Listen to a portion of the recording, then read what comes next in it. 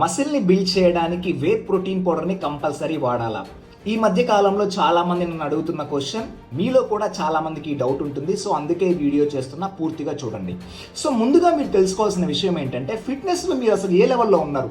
బిగినరా, ఇంటర్మీడియటా, అడ్వాన్సా?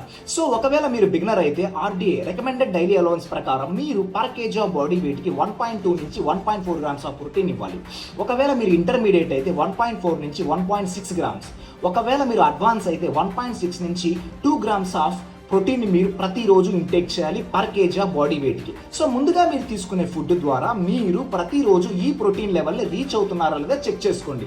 ఒకవేళ మీరు రీచ్ కాకపోతే ఆ ప్రోటీన్ని మేనేజ్ చేయడానికి మీరు ఎక్స్ట్రాగా వే ప్రోటీన్ పౌడర్ని వాడచ్చు. ఒకవేళ మీరు ఫుడ్ ద్వారా మెయింటైన్ చేయగలిగితే మీరు వే ప్రోటీన్ని కంపల్సరీగా వాడాల్సిన అవసరం లేదు. సో వే ప్రోటీన్ అనేది ఒక కన్వీనియన్స్ మాత్రమే, కంపల్సరీ కాదు. జై హింద్.